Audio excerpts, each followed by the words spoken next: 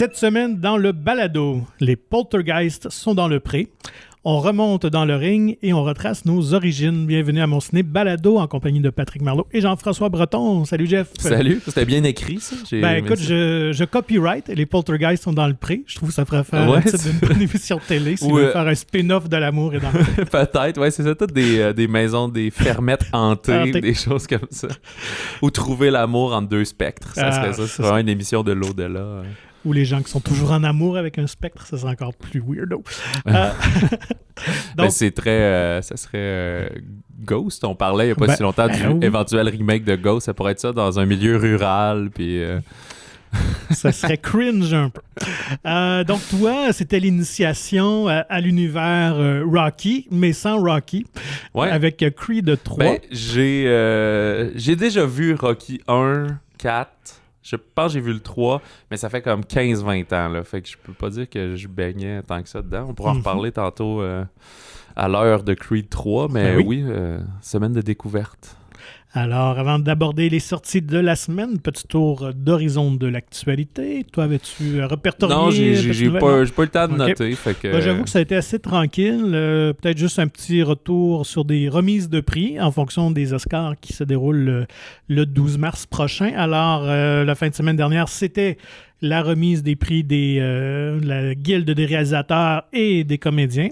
Donc, sans grande surprise pour les réalisateurs, c'est les Daniels de Everything Everywhere All at Once, donc Daniel Kwan et Daniel Scheinert qui ont remporté le prix. Ouais. On s'attendait peut-être... Mais ça peut être Spielberg. Ça répète Spielberg, effectivement. Il avait remporté le Golden Globe. Je pense que c'était vraiment entre les deux. Mais là, vu que les Daniels ont remporté ce prix, ça confirme quasiment peut-être qu'ils devraient remporter l'Oscar. Habituellement, je pense dans 9 cas sur 10, c'est ce qui suit. Mais il ne faut jamais compter Spielberg non plus comme perdant. Et pour les comédiens, encore là, sans grande surprise, Everything Everywhere All at Once a tout raflé. Donc Michelle Yeoh, Ke-Huy Quan et Jamie Lee Curtis, quand même, qui a peut-être causé une certaine surprise avec les acteurs. Et Brendan Fraser, qui a remporté son premier Grand Prix prestigieux avec The Whale. On sait qu'il était dans les conversations depuis longtemps, mais c'était plus Austin Butler là, qui avait un momentum avec son Elvis. Donc cette fois-ci, ses pairs ont reconnu Brendan Fraser. On sort cette semaine aussi notre spécial Oscar. Là. Il me reste un film ou deux à écrire et surtout mettre ça sur papier, analyser. Mais là, l'an dernier, t'avais eu presque une note parfaite. J'en ai manqué 2. C'est ça. C'est quand même possible. Puis, mais là, j'ai appris de tes trucs. Mais oui. Mais je suis quand même très facilement le genre à y aller avec le cœur et non avec la raison. Alors, ça se peut que nos choix diffèrent. Tant mieux. Ça mène encore plus de débats. Voilà.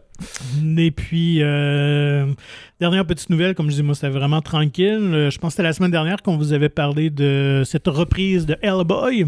Oui. Alors, on a annoncé, finalement, qui jouera le fameux Hellboy en question après Ron Perlman et David Harbour. C'est un comédien très peu connu. Je pense qu'il est peut-être un bon choix. C'est Jack Kesy. Connu surtout pour la télé. Il joue entre autres dans The Strain. Il joue un vampire dans cette série de Guillermo del Toro. Ah, OK. Et puis, c'est drôle, ça, qu'il joue dans du Guillermo.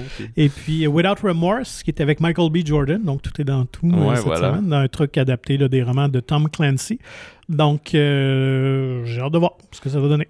Puis j'ai revérifié entre-temps, c'est drôle, je savais pas qu'il y avait cette annonce-là, mais je pense que la semaine dernière, je disais « OK, mais là, s'ils font un Hellboy, ça coûte quand même au moins 80 millions. » Mais non, le dernier avec Harbour avait coûté genre... J'ai oublié le chiffre, c'est juste parce qu'on en reparle là, mais plus comme 40-50 millions. OK. C'était pas un gros si cher, risque, là, genre, avec plein de guillemets, là, mais pour le genre de production... c'est peut-être pour ça qu'il y a une prise de risque qu'ils décident de faire, mais là, peut-être qu'ils vont faire une version à 35 millions. Oui, effectivement. Donc, à suivre.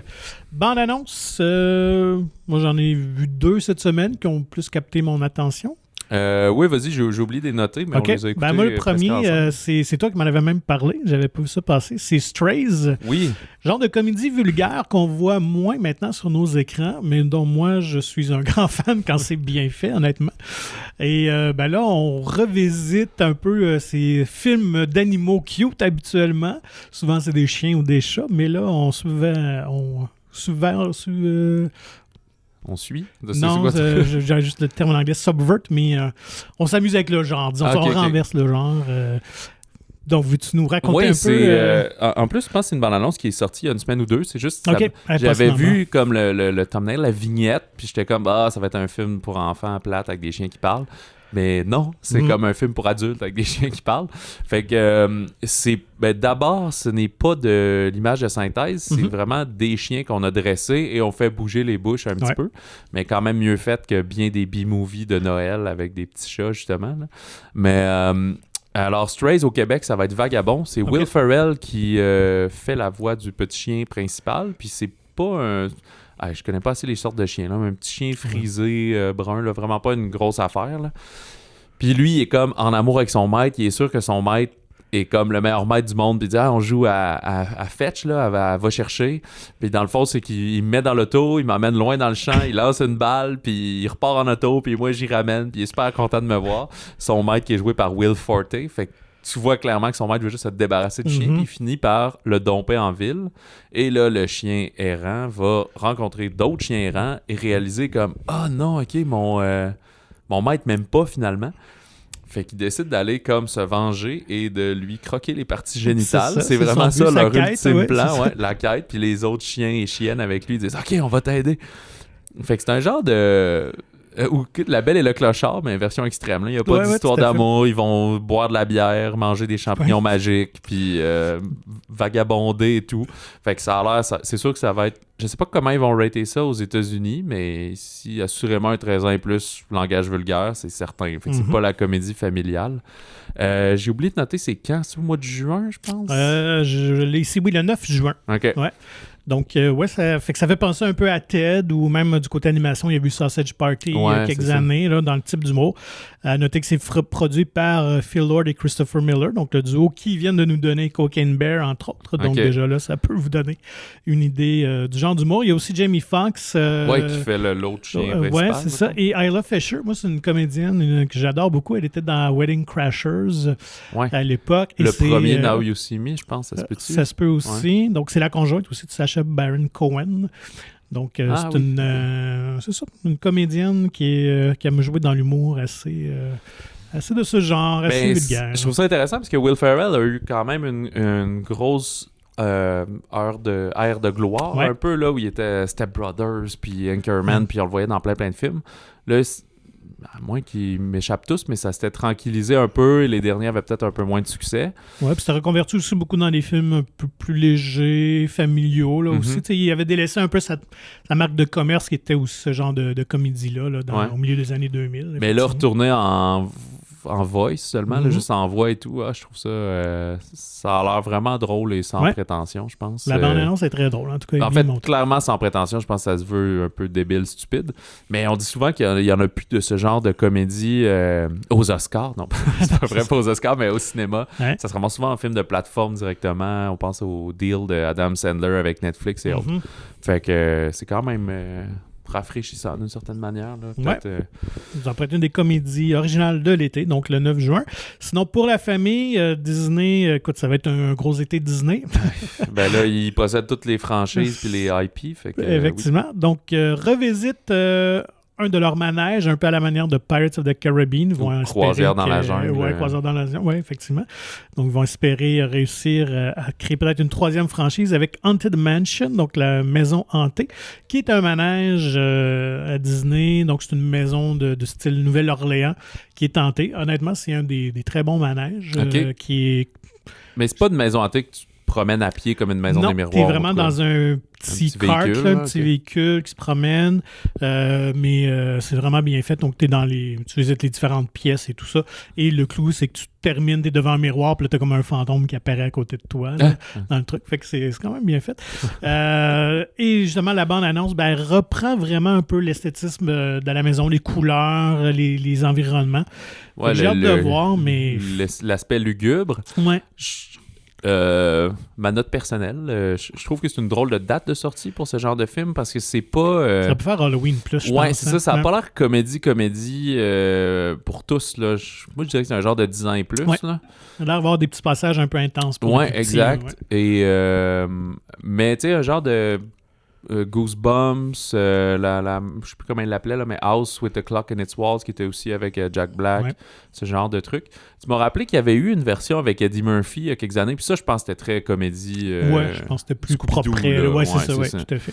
Et, mais là, au générique, Owen Wilson, Rosario Dawson, c'est ça, Danny DeVito, entre autres, puis je pense que j'en oublie un autre. J'oublie son nom, mais oui, comédien afro-américain que j'aime beaucoup, mais son nom m'échappe. Là, donc, Rosario Dawson est le personnage qui va acheter ou hériter, en tout cas, va emménager dans cette maison hantée et là, va faire appel à de l'aide à différents personnages. Donc, le prêtre joué par Owen Wilson, je pense un spécialiste du paranormal incarné par DeVito, puis essayer de confronter ses spectres. Découvrir ce qu'il y a dans cette maison. Donc, à découvrir 28 juillet pour Haunted Mansion. C'est ça. Fait que Disney va avoir un film aux 2 semaines. À peu près. Selon les bannières Marvel, Fox, etc. Indiana Jones. Puis, voilà. Voulais-tu parler de The Machine? Vas-y, c'est un coup d'en glisser un mot. Et aussi, c'est parce que j'ai pas eu le temps de faire mes recherches, mais écoute, quand le film sortira, on le fera. Parce qu'au début, j'étais pas certain si ça sortirait au Canada, mais j'ai vu que c'est dans le catalogue de chez Sony Pictures. Fait que ça va arriver au Canada fin mai. C'est The Machine. Et si j'ai bien compris, c'est que c'est un humoriste américain dont le nom m'échappe, qui avait un sketch où il comptait qu'à un moment donné, il était jeune, il était en voyage étudiant, puis il se faisait juste surnommer The Machine par des Russes, puis il s'est ramassé dans des histoires complètement folles. Fait que c'est son vrai numéro à cet humoriste-là. Et là, ce qu'ils ont comme fait une espèce de fiction où on raconte ça, mais 25 ans plus tard, les Russes redébarquent pour se venger parce qu'ils avaient volé des choses dans un train, blablabla, c'est toi The Machine. Fait que là, l'acteur qu'on connaît aujourd'hui, qui a genre 40-50 ans, se ramasse coincé là-dedans avec son père, joué par Mark Hamill. Dans une histoire de braquage où il doit rendre service à des gangsters russes, finalement. Fait que tantôt, tu parlais de Cocaine Bear, ou tu sais, ce genre de... Pas le côté horreur, mais de... comédie d'action. Déjanté un peu. C'est ça. Je trouve que ça fait quand même film de gars. Là. Je veux pas... tout le monde a le droit d'aimer ça, là, mais ce côté-là, là, très 90. Mais Mark Hamill, il a l'air d'avoir du plaisir là-dedans, là, avec sa grosse barbe, puis une relation père-fils tendue. C'est quelqu'un qui a un très bon sens d'autodérision en entrevue. Je pense qu'il aime beaucoup jouer la comédie. Puis je pense qu'il est doué pour le faire. Il n'y a juste pas l'occasion encore là. C'est ce genre de comédien qui a été tellement marqué par son rôle de Luke Skywalker. On ne pense pas à lui, mais je pense que ce genre de rôle-là, il va être assez cocasse. Voilà, ça me rappelle aussi, j'ai oublié le titre, là, mais le film de Nicolas Cage, là, espèce de fanfiction. Avec Pedro Pascal, c'est ça. Le nom m'échappe. Ça a l'air plus action un peu, là, mais ce genre de projet, là, disons. On peut s'attaquer aux nouveautés de la semaine. Alors, allons-y avec le gros. Commençons par Creed 3 de Michael B. Jordan. On parlait d'action. Voilà. On est plus dans le drame sportif ici. Et oui, de Michael B. Jordan, c'est la première fois qu'il réalise un film. C'est quand même souvent les comédiens qui réalisent commencent par des films plus indépendants et tout, mais lui, non. La belle affaire. C'est avec Michael B. Jordan dans le rôle titre, celui d'Adonis Creed. Il y a Jonathan Majors, qui est de tous les projets et de tous les muscles, qui va faire son ami ou peut-être son némésis, finalement. Et Tessa Thompson, qui joue la femme du personnage de Adonis Creed. Fait que... les années ont passé, Creed a accumulé des triomphes. C'est le champion de boxe de sa catégorie, les mi-lourds, je pense. Moi, je pense que même unifié, je pense que lourd et mi-lourd, en tout cas. OK. Puis là, il va profiter de sa retraite bien méritée en se consacrant à ses rôles de mari, de père, et à son gym, il supervise quelques poulains, dont le nouveau champion, un Mexicain.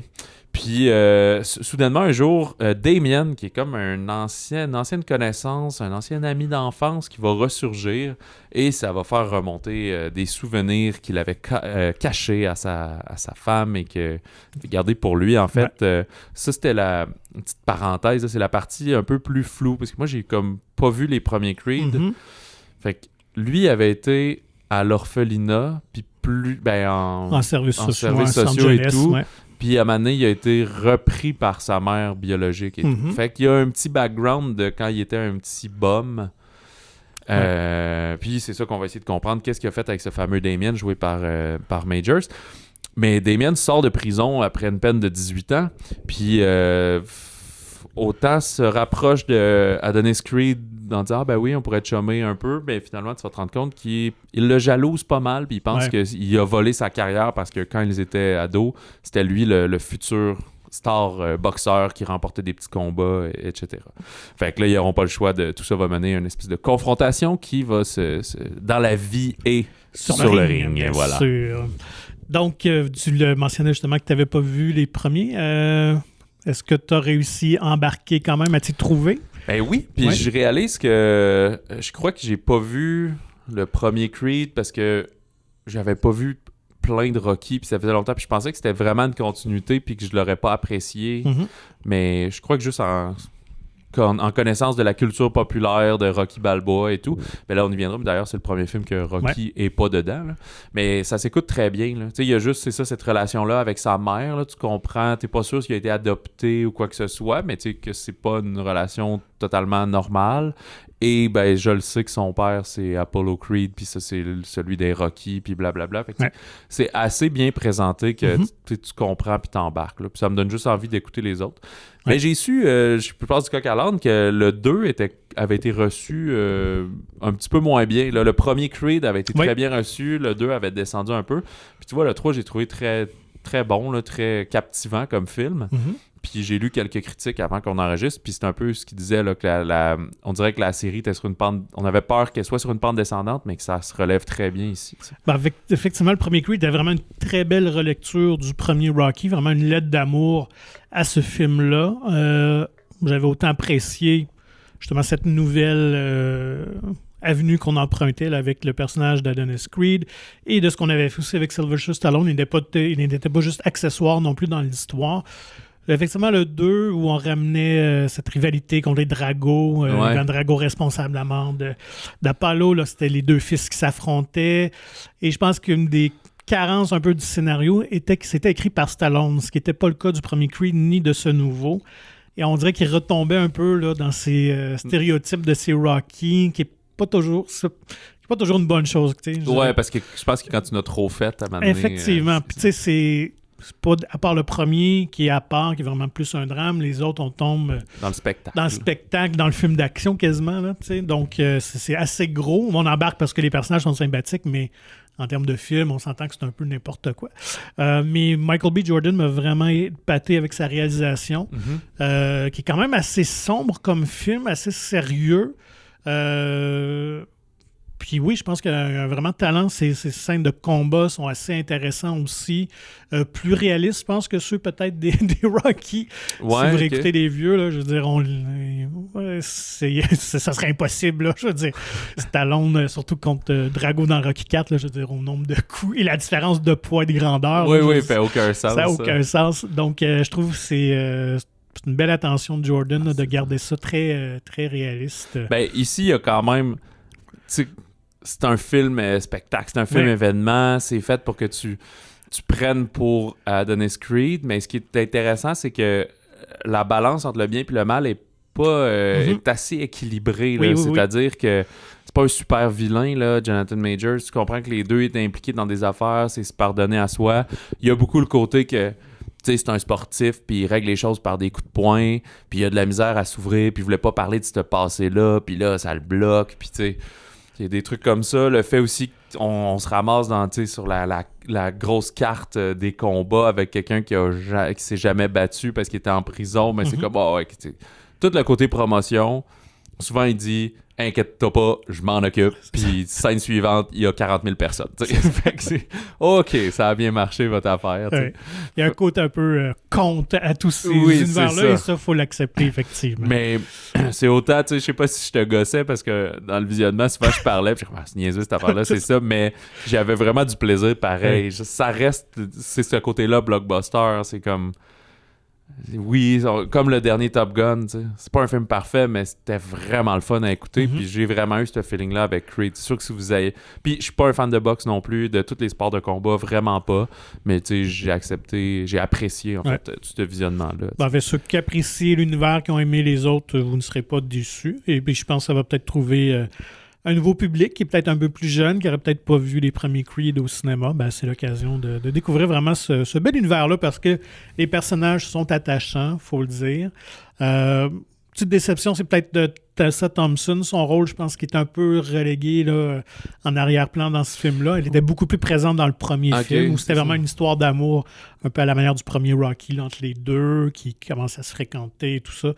Mais je comprends aussi comment on est ces personnages-là. On peut pas toujours avoir des... Ouais, puis au final, c'est qu'on arrive avec un film de 1h52 à peu près, là, incluant le générique, ce qui est un très bon timing. Ouais, là. On est resté sous les 2 heures, puis c'est très correct. Il y a plusieurs combats, là, évidemment, pour en arriver au ultime combat de Creed contre Damien. Mais... dernier combat d'ailleurs, j'avais timé, je me posais la question, comme 10 minutes à peu près, là, au moment que la cloche sonne et tout. Là. Ouais, puis avec, dans une mise en scène intéressante et tout, dans le Dodger Stadium, là, la belle grosse affaire. Là. Non, c'est un scénario qui est très classique, mais bien construit, honnêtement. Et pour ceux qui se demandent pourquoi que Sylvester Stallone n'est pas de ce Rocky-là. Parce qu'il n'avait pas le droit de l'écrire, fait que ça l'a fâché. Non, il y a plusieurs raisons. En fait, la principale, c'est qu'il est en chicane avec un des producteurs. Okay. Donc, à la base, les Rocky ont été produits par ces messieurs Robert Chertoff et Irwin Winkler. Chertoff est décédé. Irwin, c'est lui qui avait réalisé le premier? Non, il a toujours été producteur. C'était John J. Avildsen, le réalisateur. Et Irwin Winkler, donc, qui est toujours en vie, qui a 91 ans quand même, mais il travaille avec ses enfants là, à produire ou à garder l'univers des Rocky. Comme les Broccoli avec effectivement, les James Bond. Et Stallone, comme de l'amertume qu'il n'y a pas de droit sur les personnages.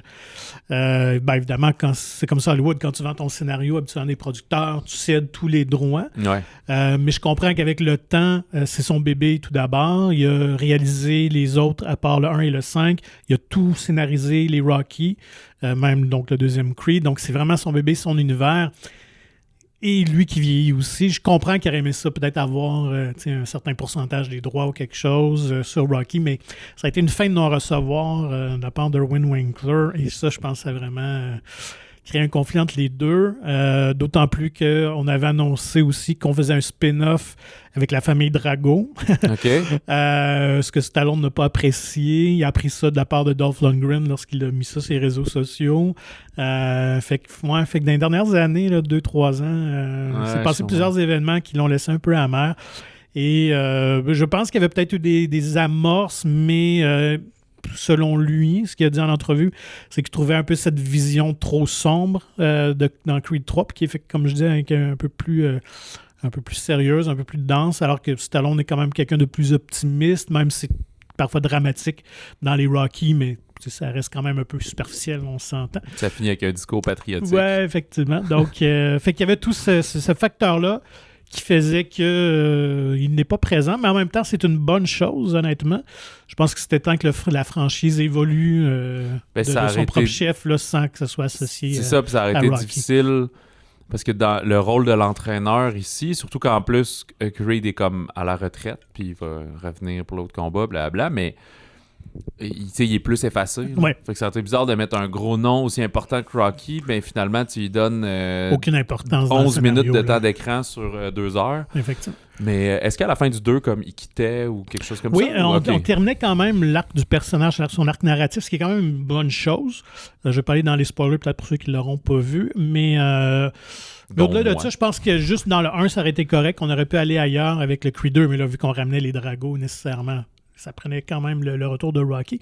Mais oui, ça se terminait bien, puis c'est correct. Puis je pense que c'est la bonne chose là, d'aller de l'avant comme ça. Donc, parce qu'on a déjà à peu près confirmé qu'il y aurait un Creed 4. Michael B. Jordan a dit, regarde, moi je suis prêt. Ça va être ouvert à jamais. Ouais, écoute, c'est ça. Puis écoute, même qu'il y aura de la relève pour ceux qui vont voir Creed 3, potentiellement. On commence à placer ça. Alors, un peu comme dans Black Panther 2. Ben voilà. Mais pendant le visionnement, tu me faisais mention que ça ressemblait aussi quand même au scénario de Rocky 3 d'une certaine manière. Ouais, on est allé piger un peu dans le 1, quand même beaucoup de clin d'œil au premier, mais oui, un peu au 3. En fait, même dans les premiers balbutiements de l'histoire, c'était évoqué qu'on ramènerait peut-être le fils de Clubber Lang, qui était joué par Mr. T. OK. Je pense qu'il n'aurait pas une bonne chose, parce que là, on venait de le faire dans le 2 avec... fait qu'à un moment donné, il élargissait l'univers, mais le personnage de Jonathan Majors évoque un peu celui de Clubber Lang, là, quelqu'un vraiment qui vient du hood, qui en veut au boxeur qui a connu la richesse et puis tout ça, puis qui s'entraîne par tout seul, qui a beaucoup de hargne et de haine et tout ça. C'est la colère qui le motive, beaucoup, la jalousie. Ça. Puis d'ailleurs, on joue sur ce tableau-là de la domestication d'Adonis Creed. D'ailleurs, le personnage lui reproche aussi. Puis un peu ce qui était arrivé à Sylvester Stallone dans le Rocky 3, là, justement, qui perd l'œil du tigre. C'était un peu ça. Donc, se complet un peu là, dans la richesse, luxe, dans le luxe et tout ça. Donc, il n'était plus le boxeur affamé du premier film. Ah, OK. Voilà le petit lien. Puis, tu vois, c'est vraiment une bonne chose, parce que je crois que si ça avait été encore lié aux originaux, ça m'aurait pas attiré. Non. On dirait que là, je sentais que c'était détaché. Je voulais voir Jonathan Majors, il est vraiment bon, cet acteur-là. Vraiment, tout en nuances. Puis je trouve qu'il, comme tu l'as dit, évite bien le stéréotype, la caricature du méchant. Donc, j'ai bien apprécié aussi. Non, tout ça qui est vraiment humain et tout. Ouais. C'est sûr, mais ça reste que... On règle les conflits par des coups de poing parce que c'est des boxeurs et tout. Et comme c'est dans un cadre professionnel puis que les gens payent pour l'écouter, ça devient correct. C'est ça, c'est permis. Un peu ça. Alors, allons complètement ailleurs avec l'offrande québécoise de la semaine, Frontières de Guy Edouin. Oui, un suspense psychologique à cheval avec le drame rural quasiment. Quasiment un mash-up de genre. Ouais, voilà. Distribution toute étoile et majoritairement toute féminine également. Ouais. Pascal Bussière dans le rôle principal, Micheline Langto, Christine Beaulieu, Marilyn Castonguay et Mégane Proulx. C'est une genre de sororité. On a les trois sœurs, donc jouées par Bussière, Beaulieu et Castonguay. Mégane Proulx est la fille de Pascal Bussière et Micheline Langto est la matriarche de cette famille. Fait qu'on suit principalement donc le personnage de Pascal Bussière, Diane Messier, qui vit sur une ferme dans les cantons de l'Est, à la frontière américaine, avec sa fille, puis ses deux sœurs qui ont des maisons avoisinantes là, sur leur terre. Mais il va arriver, on est à la suite d'un tragique accident qui a tué leur père. Sauf que Diane va se mettre à développer une espèce de trouble paranoïaque qui va se sentir tranquillement menacée. Elle sent qu'il y a du monde qui veut l'entrer dans sa maison. Et en plus, on apprend qu'il y a des fugitifs, des prisonniers qui se sont évadés là, aux États-Unis puis qui ont traversé les lignes, fait que de faire attention.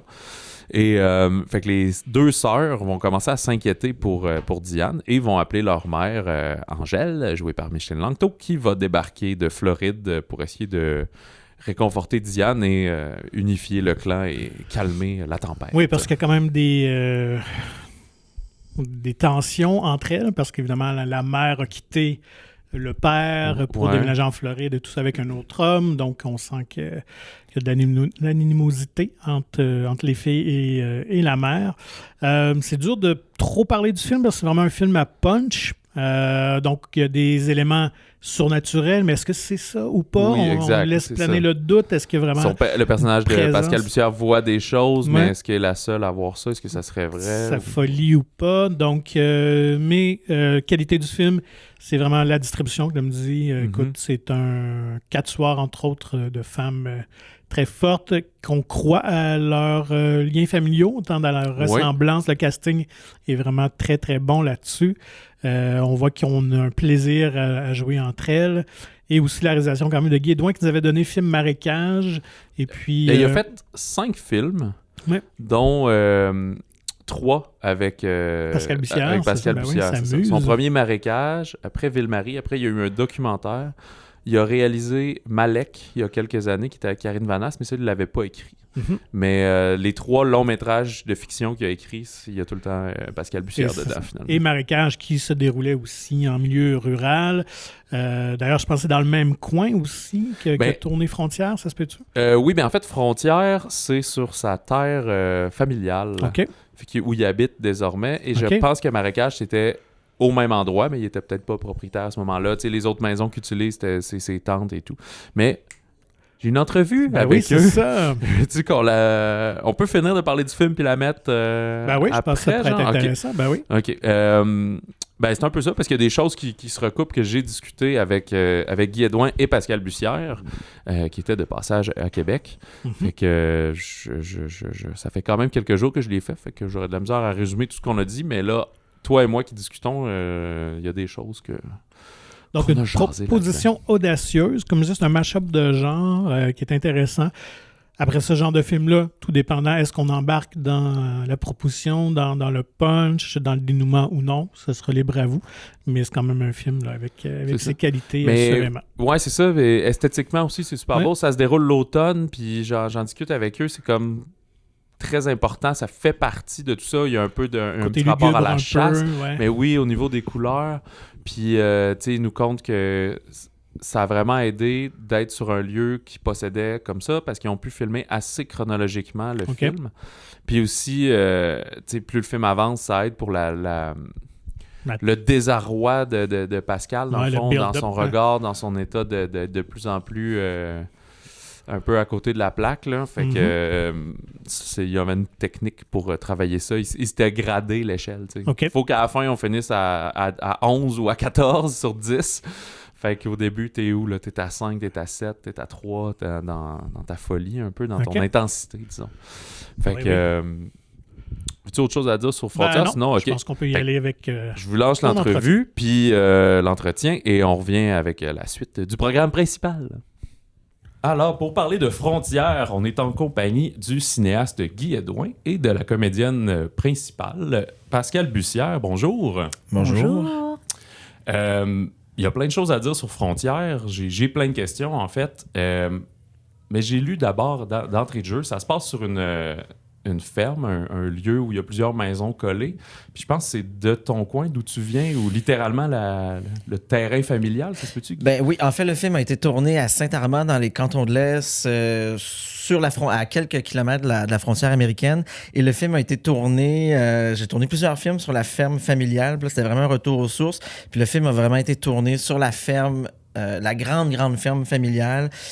Et la maison principale de Frontières, ben, c'est ma maison personnelle que j'ai achetée il y a quelques années de mes grands-parents, mais qui est une maison qui a 200 ans, puis que tous mes ancêtres ont habité là. Ce n'est que est sur le chemin Édouin. Là. Ça dit, ça en dit long. Puis sinon, il y a son chemin.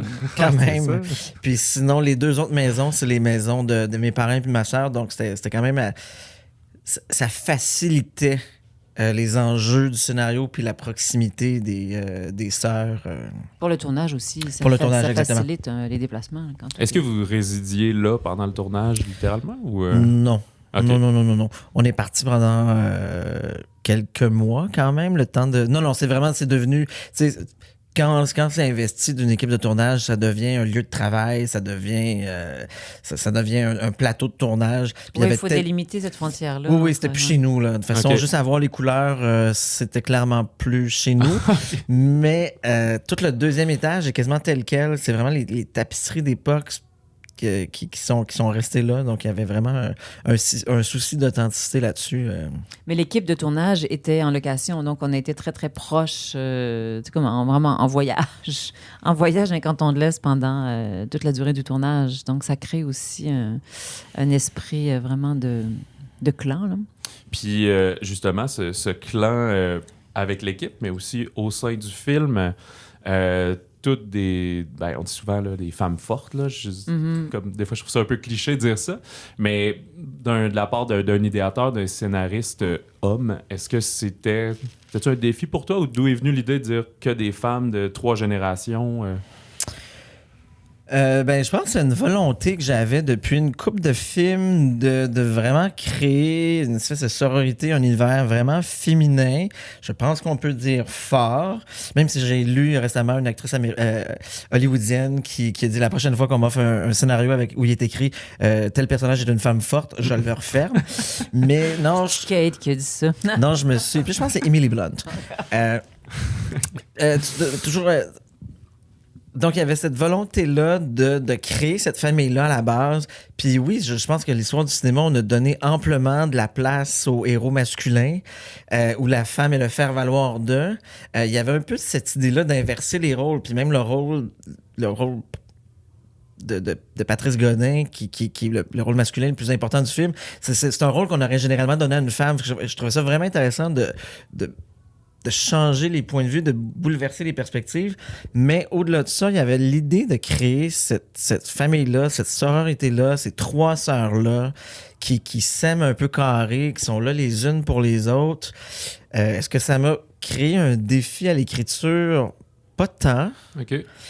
Je travaille quand même avec 2 productrices femmes, donc il y avait... Puis au final, je sais, c'est joué par des actrices, c'est joué par leur sensibilité, donc on réajuste, mais non, ça ne m'a pas apporté de défi... Mais on peut dire que tu as quand même une écriture pour les femmes qui est très singulière, qu'on retrouve peut-être pas chez tant d'auteurs, cinéastes hommes. On peut le dire. Ben, je pense que j'aime les actrices aussi. Tu sais, c'est un... en même temps que l'écriture, il y a un désir d'actrice, il y a un désir de travailler avec des actrices. Dans ce cas-ci, ces actrices-là. Fait que c'est sûr qu'à un moment donné, plus le processus avance, plus j'ai mes actrices en tête, je sais où je m'en vais. Ben, ça devient un peu psychotronique dans le sens que j'entends Pascal, j'entends Christine, j'entends Micheline. C'est étonnamment, même Marilyn Castonguay, c'est des voix particulières, des voix qui ont des intonations, qui ont des grains, qui ont... Fait que ça nourrit la construction. Tu sais, il y a des répliques que je sais exactement comment je veux que Micheline la dise. Puis si elle la dit pas comme ça, je la chicane, puis on le fait. C'est rare, je fais ça, mais je suis comme, ah, non, c'est plus comme ça que je l'entendais. Puis, ben, tu m'as un peu précédé là-dessus, que c'est votre 3e film ensemble, les deux. Dans le fond, tous tes longs métrages, Guy, ont été faits avec Pascal dans... Sauf 2. Sauf un. Oui, j'ai fait un documentaire sur la ok. Pimpe Corneau. Puis mon dernier film avant, c'était Malek. Puis dans ce cas, je travaille avec Pascal Bussière. Pas Pascal Bussière, qu'est-ce que je dis là? Karine J'aurais aimé Vanasse. ça. J'ai dit Karine Vanasse, ben, mais... excuse-moi, c'est moi qui ai mal fait mes recherches. Non, mais j'étais dans ma tête, tu sais, Karine, que je jouais... J'étais bien J'ai loin. joué la mère de Karine. Exactement, qui était son Tout est dans premier tout. rôle dans Emporte-moi. Ouais. Donc, Ouais. Puis, la première fois dans Marécage, comment avait commencé la collaboration? Est-ce que déjà t'entendais la voix de Pascal pour le rôle principal ou là, ça a été plus de l'audition? Ou... ça n'a pas été de l'audition. Non, ça, j'étais plus dans l'exploratoire. Là, on remonte quand même à il y a 12 ans. Fait que là, mon souvenir est plus ou moins clair. Mais je me souviens que tu as dit non 2 fois. À Marécage? Oui. T'avais dit non 2 fois. Puis là, j'étais comme, si elle dit encore non, je vais faire du... J'étais prête à aller faire du camping devant chez vous. J'ai dit non. Oui. Peut-être que j'ai dit non. Mais mon souvenir, c'est que tu sortais d'une expérience de théâtre que tu avais trouvé assez difficile. Ah, puis que je trouvais le film dur, peut-être, Ouais. puis que je voulais sombre, peut-être, puis je voulais Ouais. aller ailleurs. Ah, c'est Puis, ça. puis j'étais un petit peu plus coquille dans le temps, fait que j'ai relancé jusqu'à... En fait, sur Marécage, il n'y avait pas de... Le non n'était pas une option pour personne. Hey, mais j'en reviens pas que Ils ont tous dit non. tu me dis ça. Puis pourtant, moi, j'avais vu le court-métrage La battue de Guy au Festival de court-métrage du Saguenay. Puis j'avais capoté là-dessus. Je me disais, aïe, quel regard de cinéaste incroyable. Je t'ai dit non. Oui, moi, c'est pour ça que je pensais que c'était un done deal, mon affaire. Mais ça, moi, dans mon souvenir, je t'ai écrit pour te dire, si jamais tu fais long métrage, c'est oui tout de suite. Mais c'est avant de lire Marécage. Mon Dieu, tu vois. Ben, Hein? ça a bien fini. En Ça a tout cas, bien tout ça, fini. C'est ça aussi. Des fois, tu sais, à un moment donné, l'idée se place, l'image se place, puis il n'y a comme plus rien d'autre. Fait que faut que tu ailles au bout de ton idée. Puis c'est un peu ça. En tout cas, à Marécage, avec Pascal, j'étais convaincu que c'était ça. Mais moi, c'était une grande rencontre, en fait, sur Marécage, pour toutes sortes de raisons, pour le regard de cinéaste, le talent d'écriture de Guy, mais aussi pour tout son écosystème, ou sa mythologie intime, ce territoire-là, cette façon d'observer le territoire, ce côté transcendant, presque dans le tragique de son cinéma. Puis je me disais, aïe, pour moi, on est vraiment au cinéma. Puis c'est ça arrive pas si souvent que ça. Puis, comment, Pascal, tu t'approches un rôle dans le sens où ce genre de titre, qu'est-ce qui t'appelle dans un film ou dans un scénario? C'est jamais exactement la même chose. Il y a toutes sortes, des fois, ça peut être les films qui précèdent du même ou de la même cinéaste, du casting, avec qui je vais m'amuser, avec qui je vais jouer. Parfois, ça repose sur une réplique ou une description qui, tout à coup, fait résonner beaucoup, beaucoup de choses. Un truc poétique qui rebondit dans mon cerveau comme étant quelque chose d'essentiel, de pur, de nécessaire.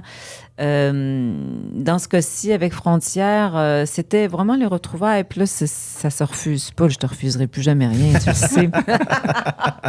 C'est l'inverse, tu pourras plus faire un film sans Oui, Pascal. c'est ça. On va changer les rapports de force. Mais dans ce cas-ci, c'était évidemment de retrouver Guy, de se retrouver encore une fois à Saint-Armand, puis avec cette brochette d'actrices formidable, de rejouer avec Micheline. C'est presque comme des fantasmes, là. On est presque de l'ordre de... C'est ça, j'ai vu que c'était ton premier film, ou je sais pas si c'était le premier projet quasiment, c'était elle qui réalisait... Sonatine, oui, il y a 40 ans, exactement 40 ans, bientôt 42 ans, en fait. Oui, j'avais 13 ans, puis c'est mon Pygmalion. C'est avec Micheline que j'ai commencé. Tu as eu d'autres projets avec elle un peu au travers, comme si oui, vous vous croisez une fois de temps en temps. Oui, il y a eu deux actrices, un autre film qu'elle a fait qui avait été tourné dans mon appartement à Montréal. Je me souviens, l'équipe chez nous. Et ensuite de ça, il y a eu Suzy, dans lequel je jouais. Et elle jouait, elle aussi, puis elle réalisait. Puis moi, je l'ai eu comme professeur à l'Université Concordia aussi en film production à l'époque. Puis, j'allais un peu dans l'intrigue, dans l'histoire de Frontières. Puis...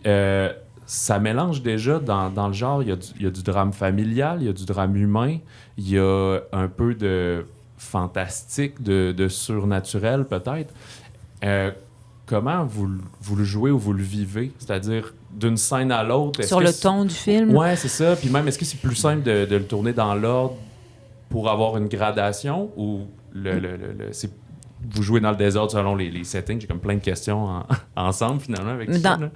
Dans ce cas-ci, dans le cas de Frontières, et à cause de la géographie aussi de la Terre et de l'accès, en fait, au décor, généralement, on tourne par décor. Puis là, comme tout était assez accessible, aisément, en peu de temps, on a tourné presque en chronologie. Là. Okay. Ce qui est vraiment un luxe pour des acteurs et un réalisateur, et pour tout le monde, en fait, parce que c'est beaucoup plus simple quand on ne fait pas des allers-retours dans le temps comme ça. Donc, ça nous a permis, oui, de graduer puis de placer l'état des personnages, mais on a quand même... tu sais, il y avait plusieurs propositions dans certains plans où on disait, on va en faire une fois comme ça, tu sais, avec cette intensité-là ou le fait que on aperçoive ou pas certaines choses. Et on va faire peut-être 2-3 options pour qu'au montage, il y ait une possibilité dans la réécriture du montage d'aller plus...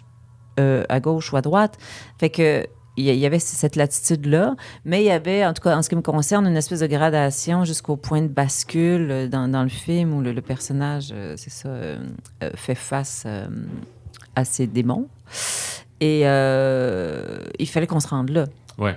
Donc, on s'est donné une espèce de code numérique dans lequel on est à 3, là, on est à 6, on est à 8, et là, on est à... c'est ça, pour pas que trop rapidement, à la fin, on passe de 3 à 10 en 2 minutes. Puis tu sais, ça a l'air un surtout peu... qu'on finit à 14. C'est ça. Fait que tu me crains ça, tu me crains ça. Le 110%. Le 110, mais tu sais, ça a l'air un peu mathématique, tout ça, mais c'est en quelque sorte aussi concret que ça, le jeu. Tu sais, même si ça paraît toucher des zones, oui, bien sûr, il faut s'amener là. C'est un travail d'abandon. Je pense que c'est vraiment ça, d'ouverture de valve, puis que je me sentais très à l'aise de le faire avec Guy. Je sentais que j'allais être, tu sais, comme recueillie au terme de ça.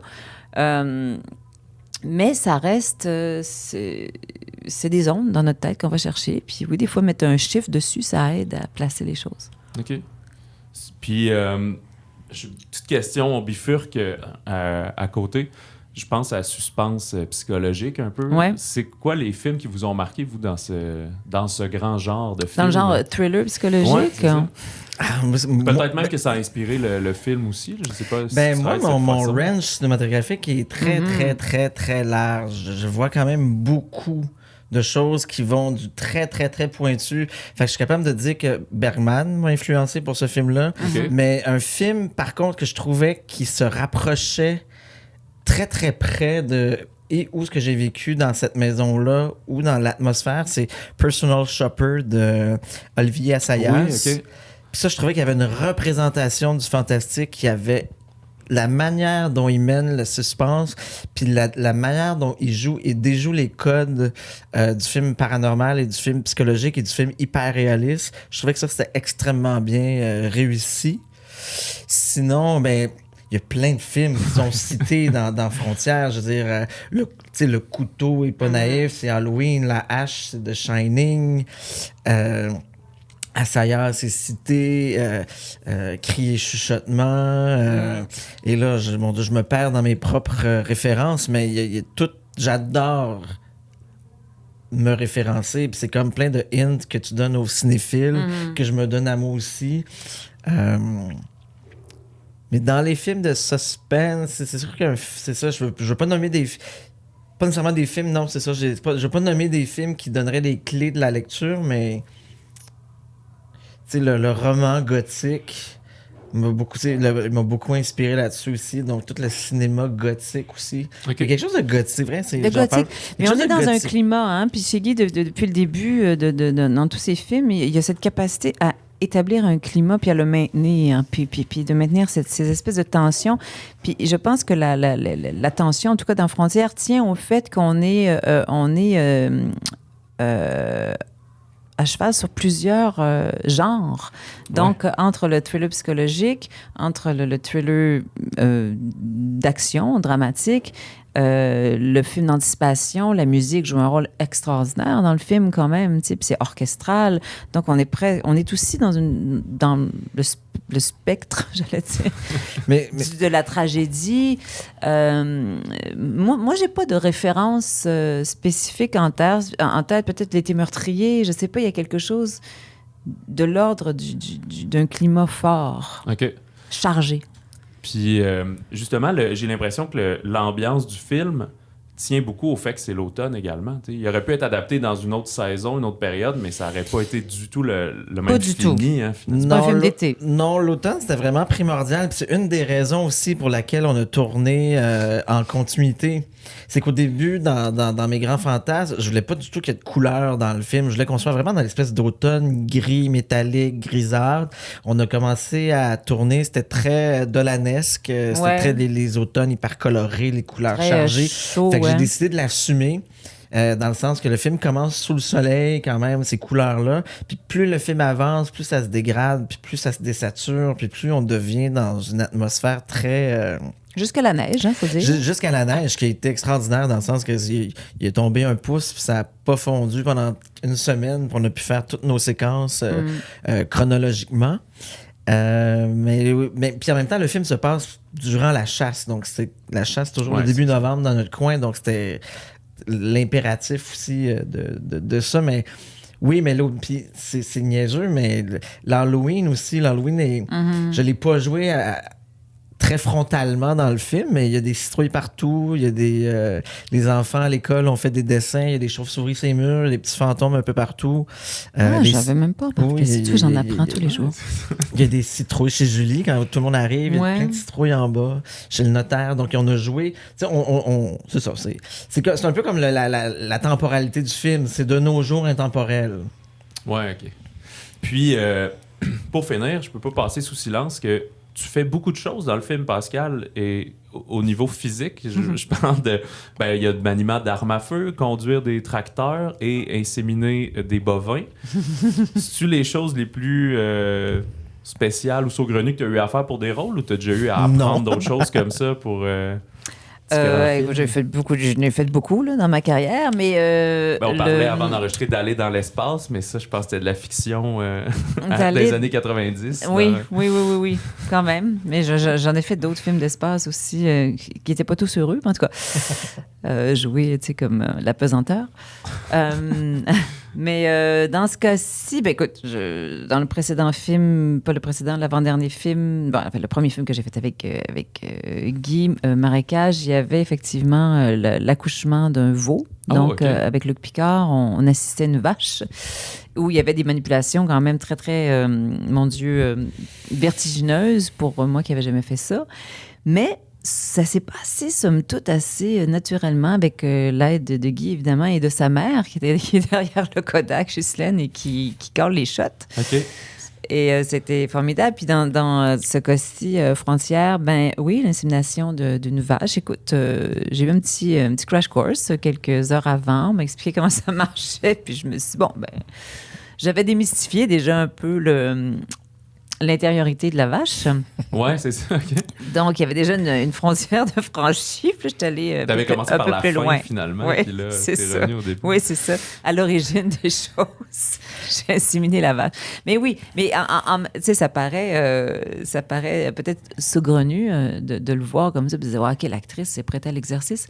Mais c'est tellement trippant pour un interprète de rentrer dans ces gestes quotidiens-là, de rentrer dans ces manipulations-là, cette démarche, cet environnement. Le geste du quotidien, pour moi, ça donne tellement de crédibilité. Puis ça fait partie de nos devoirs d'acteurs de dire, OK, il faut que j'apprenne à faire ça, il faut que j'apprenne à marcher de même, il faut que j'apprenne à je sais pas, même à conduire un pick-up pour que ça a l'air, vrai, que ça donne l'impression que je le conduis depuis 25 ans, il y a tout ça. Ouais. Si tu n'as jamais conduit de pick-up, ben, ça va paraître.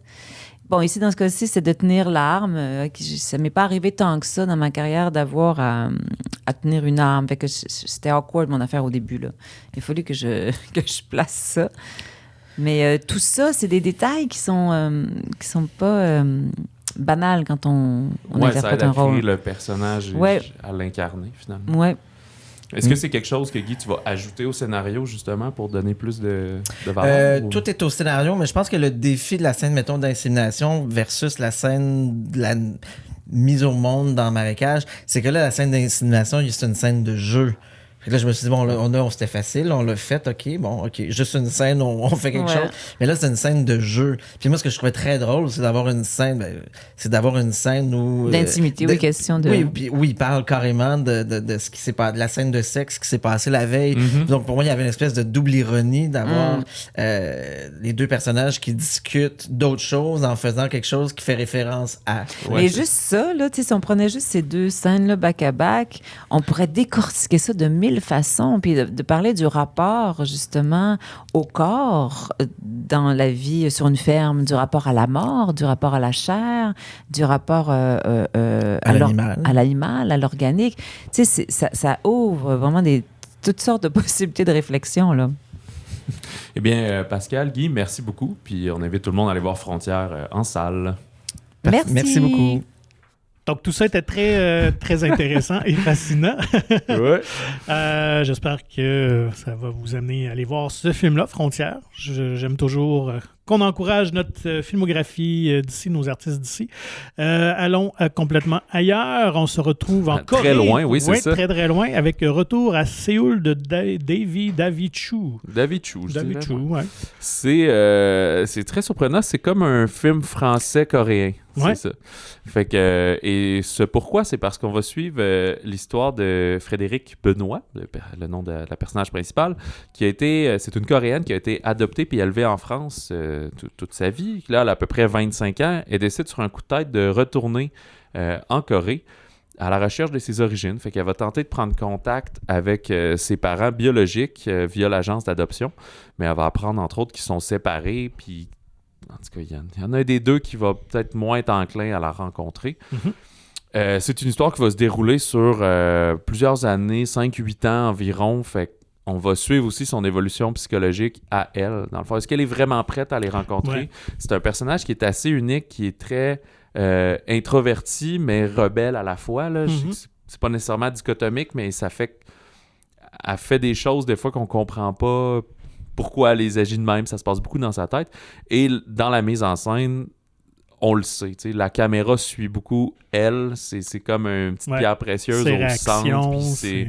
Ouais, fait qu'on suit vraiment cette protagoniste-là au fil des années, au fil de ses voyages, où elle fait avancer cette relation-là, puis parce qu'elle a besoin elle-même de cheminer à travers ça. Fait que c'est un film assez introspectif en ce sens.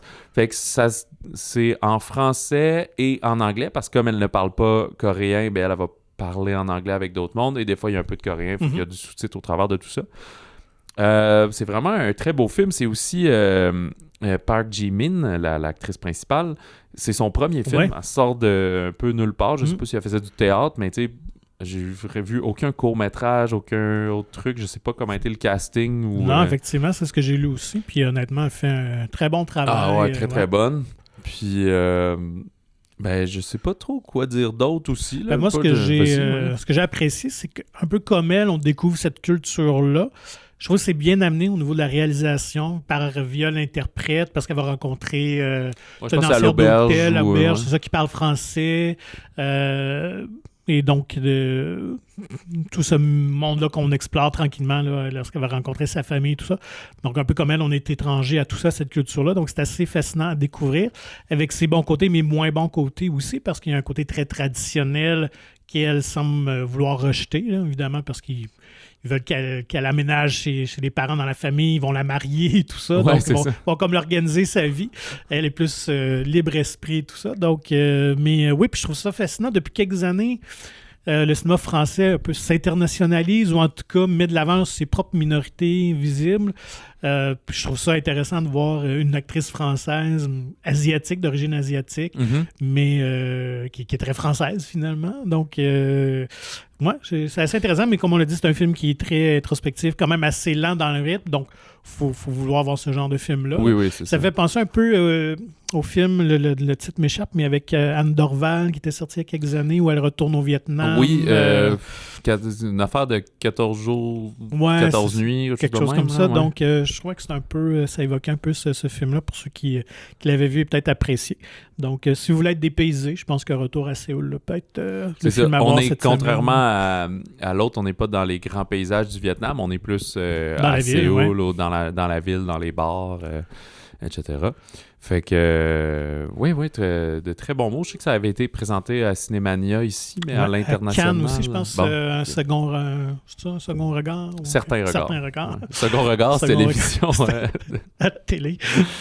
Et puis, j'avais lu que le réalisateur s'est inspiré d'une amie, donc vraiment d'une histoire vraie que lui a vécue. Donc, il a accompagné une amie, là, je ne sais plus si c'était au Vietnam ou peut-être même en Corée, en tout cas, bref, dans un pays de l'Asie comme ça. Et puis, là, ça a été une belle fin, finalement, contrairement peut-être au film. Mais donc, il avait été tellement touché, ému par cette réunion-là. Fait qu'il a dit, il y a peut-être un film, évidemment, à faire avec cette histoire-là. Ben, tu sais, ce qui lui arrive aussi, ça me rappelle, j'ai des amis de différentes nationalités, justement, qui ont pas adopté, mais qui ont émigré avec leur famille au fil du temps. Oui. Puis, ce qui comptait, c'est quand tu retournes voir ton pays, voir, ils connaissent la famille là-bas, des grands-parents, des cousins. T'es comme, physiquement, tu leur ressembles, mais t'es... Culturellement, non. Puis quand tu dis, ben non, je suis québécois, puis quand tu arrives au Québec, on dit, ben là, t'es pas un blanc comme nous, puis toi, tu viens d'ailleurs. T'es comme entre les deux, hein. Exact. Ça, ouais. Fait elle se sent un peu là-dedans, parce qu'il y a même, je pense que c'était vers le début, il y a comme d'autres, elle croise des gens dans un genre de petit resto-bar, puis ils disent comme, hey, c'est fou, t'as l'air tellement coréenne, tu sais. Ouais. T'as plus l'air coréenne que nous, t'as l'air d'une pure, là, genre. Puis elle est comme, moi, mais tu sais, je parle pas coréen, là, je suis française, puis c'est ce genre d'affaires-là qui te joue en tête, tu sais. Fait que, très intéressant, c'est très empathique aussi, justement, sachant en plus que c'était inspiré de l'histoire d'une amie. Dans les autres sorties, on a le drame Le Passé retrouvé, ou en titre original, Juniper, de Matthew G. Saville, qui était... j'ai vu que ça avait été c'est sa première réalisation, mais c'était un comédien qui a joué dans X de Ty West. OK. Là, je me disais, c'est lequel? Qui? C'est, tu sais, les deux policiers qui trouvent toute la scène de crime. Oui. Ben, c'est pas le noir, c'est le blanc, là, c'est l'autre. Fait que c'est quand même un très petit rôle, là. C'est pas un des principaux. Mais c'est un comédien quand même, il a joué dans d'autres projets également, là. Fait que ça se déroule en Nouvelle-Zélande. Sam va être expulsé de son internat. Fait que son père va alors... parce qu'il s'est battu, comme dans Creed. Oh. Son père va alors le charger de s'occuper sur sa grand-mère qui est venue d'Angleterre pour se rétablir d'une jambe cassée. Fait que ça va être une espèce de clash là, où les premiers rapports vont être très hostiles entre la vieille dame qui connaît pas tant parce qu'ils sont pas dans le même pays et qu'il a pas vu souvent sa grand-mère, qui a un caractère vraiment exécrable, puis lui qui est quand même assez chargé d'idées noires puisque depuis la mort de sa mère là, il y a quelques temps. Mais évidemment, avec le temps, là, ils vont finir par passer. Le courant va passer entre ces deux personnes-là d'une manière assez spéciale puisqu'ils semblent être des opposés, mais les misfits vont un peu se retrouver. Mais une des grandes forces du film, c'est que c'est Charlotte Rampling qui joue cette grand-mère et qui est super bonne dans cette vieille femme aigrie, puis qu'on salue beaucoup justement toutes les confrontations qu'il y a un peu entre l'ado et elle. Et on présente beaucoup le contexte néo-zélandais dans le film. C'est bien mis en valeur en mettant des scènes une espèce de rituel de peuple qu'il y a là-bas, là, que je ne saurais nommer. Fait que ça fait partie des autres sorties disponibles en VF et peut-être en VOA, je pense, en version anglaise. J'ai pas noté trop d'autres sorties. Il y a un nouveau Demon Slayer pour les fans d'animation. Je pense que c'est surtout les Cineplex qui ont les droits de diffusion pour ces titres. Puis ça fait le tour, là, le reste. Pas de documentaire. Non, c'est ça. Il fallait... On était trop bitch l'an dernier à dire qu'il y en avait un par semaine, puis là, c'est plus tranquille. Ils font mentir. Mais je crois qu'il y en a plein qui s'en viennent en mars et en avril. Et ça fait le tour. Je me disais, la semaine prochaine, ça va être une grosse semaine. Oui, très grosse semaine, c'est ça. Il y a Crépuscule pour un tueur au Québec qui sort. Excellent film. On va avoir aussi un épisode spécial sur ce film-là. Scream 6 pour les fans du genre dont Patrick. Tout à fait. Moi, je les apprécie, mais je pense que t'aimes ça plus que moi quand même. Mais je suis curieux de voir une fois à New York qui ramène tout le monde. Je pense que ça va être vraiment bien ou le chaos. Mais j'ai confiance en les réalisateurs et ils ont transformé Montréal en New York. Très surprenant. Et avec maintenant la nouvelle grande star, Jenna Ortega, qui depuis Wednesday cartonne. Donc je pense que ça va amener beaucoup de nouvelles clientèles, je pense, à Scream 6. Ouais, c'est sûr, je pense que ça va être vraiment un succès. 65 avec Adam Driver pique ma curiosité au plus haut point parce qu'il y a des dinosaures. Et je pense que ça va être soit merveilleux, soit de la grosse boîte. Je le sais pas encore, je l'ai pas vu. Mais il y a Sam Raimi qui a quand même toujours un côté B à ses films qui se prend pas au sérieux. Mais il produit. C'est ça, c'est pas réaliste. Mais les réalisateurs, c'est les scénaristes également, donc ils avaient fait A Quiet Place. Et déjà là... c'est ça. Il avait scénarisé Quiet Place 2, probablement. Je pense que c'était le premier aussi. Je croyais que c'était Krasinski qui avait fait le... il était co-scénariste. Je pense qu'il avait retravaillé un peu le scénario. Donc ça aussi me laisse espoir que ça pourrait être assez original. Puis s'il y a une chose qui est forte aussi dans Quiet Place, c'est tout le suspense puis la manière que c'est fait. Fait que même si c'est pas eux qui l'ont réalisé, ils ont dû voir ça aller et tout. Fait que... je pense que c'est quand même en bonne main pour un projet audacieux. Oui, tout à fait. Fait que à découvrir la semaine prochaine. D'ici là, écrivez-nous au balado au singulier @monciné.ca. Et je voulais en parler tantôt puis j'ai sauté ça. Le nouveau magazine vient de sortir. C'est d'ailleurs Éric Bruno en couverture. Tout était entretenu avec lui, mais il a jasé aussi pour Crépuscule pour un tueur. Mais tu as fait une chronique avec Marie-Ève Dicker, la boxeuse québécoise, pour parler justement de la boxe au cinéma. Elle nous parlait, des différents films qu'elle avait marqués. Et puis, les Rocky, c'est sûr que, revient dans l'article. À différents niveaux, c'est sûr qu'elle... elle traite probablement Stallone ou son Rocky de moins bon boxeur ou le moins crédible à l'écran. Donc, ça rejoint un peu ce que je disais tout à l'heure. Par contre, j'avais posé la question... quel boxeur aurais-tu aimé affronter? Et elle, c'est Apollo Creed. Donc, vraiment, pour son plaisir, je pense qu'elle aime beaucoup le personnage d'Apollo. Et elle dit d'ailleurs qu'elle aurait dû gagner contre Rocky dans les films. Mais elle parle aussi de $1 Million Baby, qui est un des rares films avec des boxeuses qui l'avait beaucoup touché, marqué à l'époque. Donc c'est vraiment un petit entretien vraiment le fun sur sa vision des films de boxe. Alors, fascinant.